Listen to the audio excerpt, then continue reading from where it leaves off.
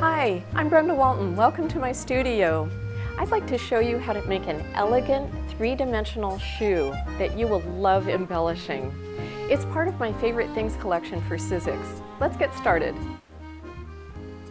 The die we're using is called Ballroom Slipper, and it includes all these different pieces, and I'll explain what they are. I like to use a double-sided scrapbooking paper for this project because sometimes you do see the other side of the piece of paper. And here are the pieces included in it. This is the larger shoe base that is what you see around the sides of the shoe. This is the lining, which is this top part. And you cut out two of those pieces, and the second one is used on the bottom of the shoe. This is the back of the shoe. This is the front of the shoe if you want a low front, which is more contemporary look. And this is the higher front, that is the style that's shown here, and it's more of a Marie Antoinette style. And then this is the heel of the shoe. And I love this die because you can make so many different styles using this one die. You can also cut across the front of this piece before you assemble it, and you can make a peep toe shoe that way. The tools you'll need are some quick dry white adhesive, a bone folder, a paintbrush, and some hot glue. If you feel comfortable using hot glue, I do recommend it for this project.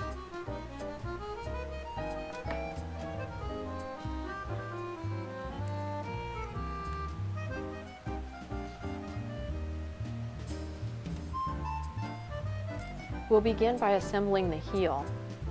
You'll notice that there are several tabs that you can fold back on the heel, and you end up making what's kind of like a little box.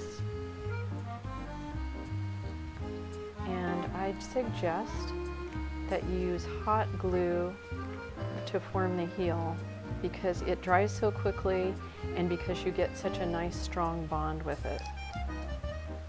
I'm just using the paintbrush to press down my tabs. Your last tab is going to fold in like that, and we'll just give that a few dabs of hot glue.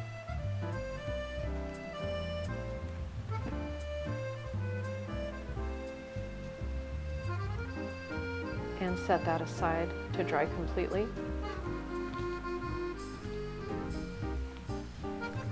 Next, we're going to take the shoe lining, which is this part here, and we're going to attach the front of the shoe and the back of the shoe to it. I'm going to make the Marie Antoinette style for this. The first thing to do is fold in the tabs, and that becomes the very front toe of the shoe. And then I'm going to place it on top of the lining and turn both of those pieces upside down, and then line up the very point with the point of the top of the shoe, and then start gluing the tabs down. And what I like to do is glue the two frontmost tabs down first and then do the others.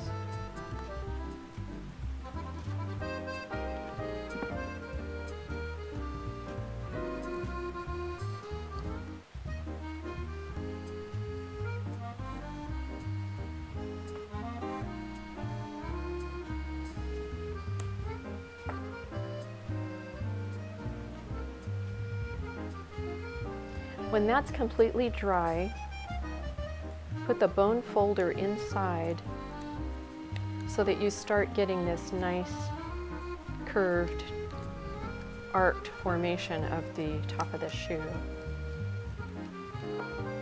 And then you can go ahead and put some hot glue on those tabs on one side.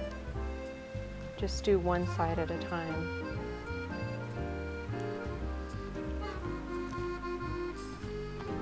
Surprisingly easy to assemble one of these shoes, and it's actually much faster than it looks.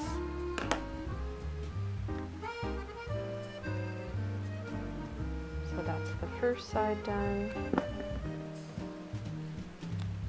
and then the second side. And you can see I've got my bone folder inside just to have something to press against. Okay, then I'll flatten those down. That looks great. Now for the back of the shoe. Because I'm using double-sided scrapbooking paper, I can decide whether I want that side of the paper to be on the inside or that side of the paper. And I kind of like that side. So therefore, I will fold my tabs toward that side.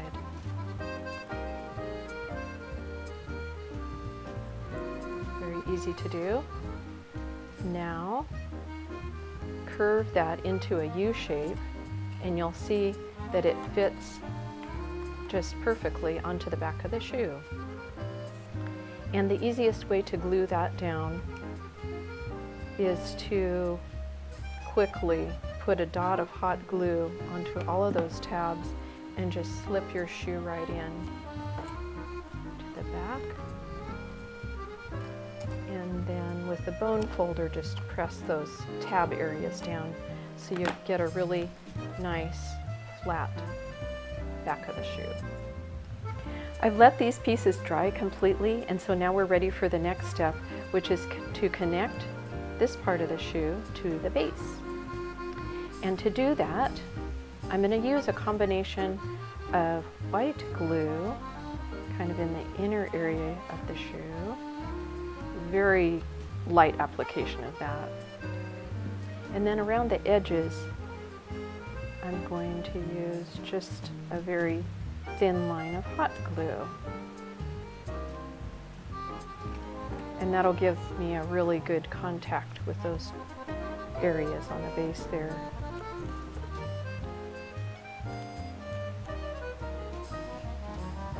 I'm just smoothing that out using the bone folder. That looks great. If you wanted to make just a slipper, you might want to stop here and not put on the heel, but I would like to do more like a high-heeled shoe, so I will put that on. This piece, of course, you would use if you wanted the lower, more contemporary, kind of modern-looking style, but we won't be using that one today. Now we'll glue the heel onto the base, and the side of the heel that's going towards the back is the slanted side. I use hot glue to apply that heel because it really needs to be a strong bond. And it will lie very flat on the base of the shoe.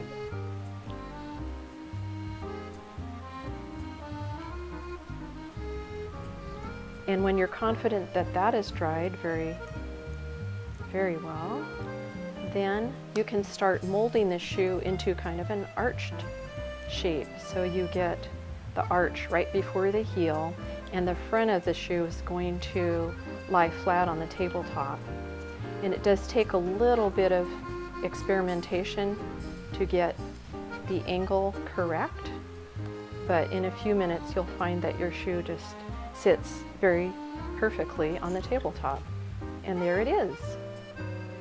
There are so many wonderful ways you can embellish your ballroom slipper. Here are a few examples. For instance, you can use dimensional stickers on the front. I gathered some crepe paper on the sewing machine and glued it to the inside and then to the back of the shoe. And on this one, I used a gold crepe paper that was gathered on the sewing machine. This is the more modern style of shoe.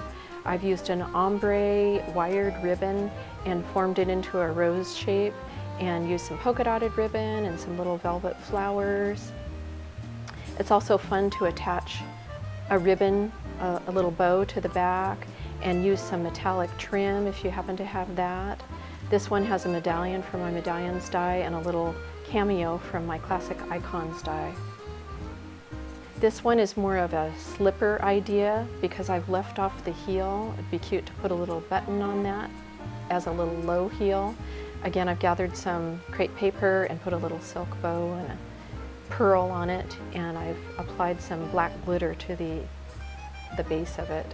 On this one I used a buckle from my buckles die, and I have glittered it, and then also incorporated a velvet ribbon.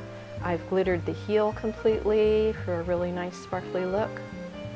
On this one I gathered some satin ribbon, used a velvet button, a little polka dotted feather, and a satin ribbon on the back.